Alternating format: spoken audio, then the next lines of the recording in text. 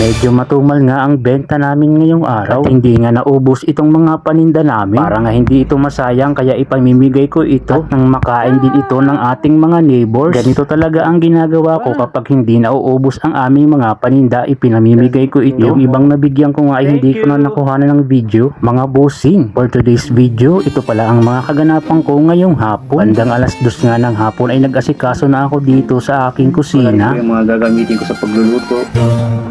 So, naka-ready na yan. Bilatan ko na nga itong bawang at sibuyas. Mainam kasi na naka-ready na ang mga gagamitin ko bukas. Kaya ito nga at nagsalang na ako dito sa may kaserola. Bali magluluto pala ako ng teriyaki sauce. Ganito lang pala ang paraan ko sa pagluluto. At nakapagsaing na rin pala ako dyan mga bossing. At binuhusan ko na nga ito ng toyo. Sa mga hindi pa pala nakakaalam, ganito lang pala ang pagluluto ng teriyaki sauce. Habang nag-aasikaso nga ako dito ay dumating na ang kapatid ko galing nga ng palengke. Bili na nga siya ng mga kakailanganin namin bukas at mga lulutuin. Ito na nga pala ang sinalang kong teriyaki sauce. Guys, nagluluto ako ng teriyaki sauce.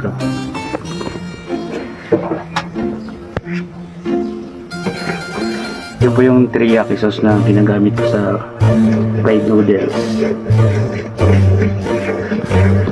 Yan nga po mga bossing, hinalo-halo ko na nga ito. Wala nagpapasarap na sangkap para sa fried noodles. At ito nga ang kapatid ko, pagdating nga ay gagawa na nga pala siya ng bread roll. Halos kapag ganito talaga ang negosyo mo ay kaunti lang talaga ang pahinga mo. Sa araw-araw nga na ginagawa namin, halos ganito na lang parati. Ito nga po at binilatan ko na nga itong mga hotdog. Habang itong kapatid ko naman ay gumagawa na nga nitong bread roll. Iniwa ko na nga pala ang mga sangkap na kakailanganin ko bukas sa pagluluto ng sauce ng spaghetti. Para nga talaga mamayang madaling araw ay nakaredy na lahat ng mga kakailanganin kong sangkap. Iba palang hotdog ay tinuog ko na para nga pala yan sa may corn dog. Halos sunod-sunod lang talaga ang mga gawain ko dito. At pagkatapos ko nga magtuhog ng mga hotdog, asikaso ko naman pala itong manok na gagawin kong fried chicken. So bali hihiwain ko na nga po pala itong mga bossing. At marinate ko na rin pala ito diretso. Dahil sa medyo matumal nga ang benta ngayon kaya 2 pirasong manok lang talaga ang iniluluto namin. Dati kasi kapag mabenta talaga ay 4 na piraso ang nauubos naming manok. Pero ngayon nga kailangan sakto lang talaga ang lulutuin namin. Itong lahat pala ay piprituhin ko. Nilalagyan ko na lang pala ito ng sauce na gravy. Kapag nasa food industry talaga ang trabaho mo ay medyo nakakapagod. Kailangan talaga ay ibuhos mo ang buong oras mo dito. Dapat din nakapokus ka sa lahat ng mga ginagawa mo para araw-araw nga ay maganda ang resulta. Katulad ko nga halos alas 12:30 pa lang ng madaling araw ay gising na ako. Siyempre kailangan talagang gumising na maaga. Marami kasing lulutuin at para hindi rin magahol sa oras. Natatapos din pala ako sa pagluluto alas 7 na ng umaga. 7 oras talaga akong nakatayo sa pagluluto dito. Kahit nga sobrang init talaga ay kinakaya pa rin ang busing nyo. Kailangan talagang magsipag kasi nga may mga plano pa tayo na kailangan nating gawin. May mga kailangan pa tayong ipundar. May mga kautangan pa tayong kailangan bayaran. Mga bills natin buwan-buwan. Pang pasahod natin. Pambili ng mga stocks dito sa kusina. Marami pang iba na kailangan nating bilhin. Sa ngayon nga hindi muna ako tumatanggap ng mga pa-order dahil nga sa busy pa tayo sa pag-aasikaso ng mga paninda sa high school. Kaya dito muna ako nakapokus sa ngayon. Ito ang ginagawa ko, siguradong ramdam rin ito ng mga nagnenegosyo. Ramdam nila ang hirap at pagod, mga oras na binubuhos, 100% na energy na kailangang ibigay. Laking pasasalamat ko nga sa mga followers ko na laging mga nakasuporta, laging naandyan sa hirap man at ginhawa at hindi talaga nang iiwan. Bali pang 17 araw ko na pala ito dito sa pagluluto. Isa nga nang nagbukas na nga yung klase. Pa-deliver pala ako dito kay Dante ng extrang gasol. Matagal na nga akong kumukuha sa kanila ng gasol. Lang pala yan sa Town Gas. Mura lang kasi sa kanila kaya sa kanila ako kumukuha. Garantisadong matibay at safe pa yung mga tangki nila. At ayan po mga bossing, natapos ko na nga palang hiwaan itong mga manok. At pagkatapos ko palang hugasan ay tinimplahan ko na ito. At heto nga at minekos-mekos ko na nga pala. Marinate ko talaga ito para kumapit nga ang lasa at sarap. Para bukas kapag pinirito ko na nga ay malasa na. Ito na pala lahat ng 2 pirasong manok. At itong lahat nga ay piprituhin ko.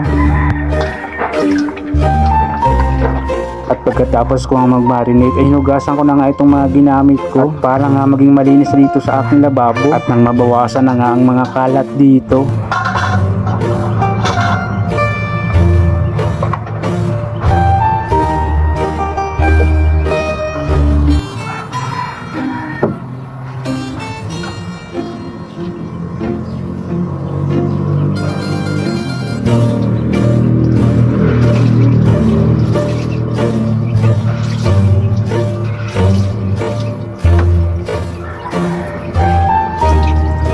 Dahil medyo malamig na nga itong niluto kong teriyaki sauce. Kaya isinalin ko na nga ito sa may Tupperware. Marami nga itong teriyaki sauce na niluto ko. Madaming fried noodles rin kasi ang ginagawa ko araw-araw.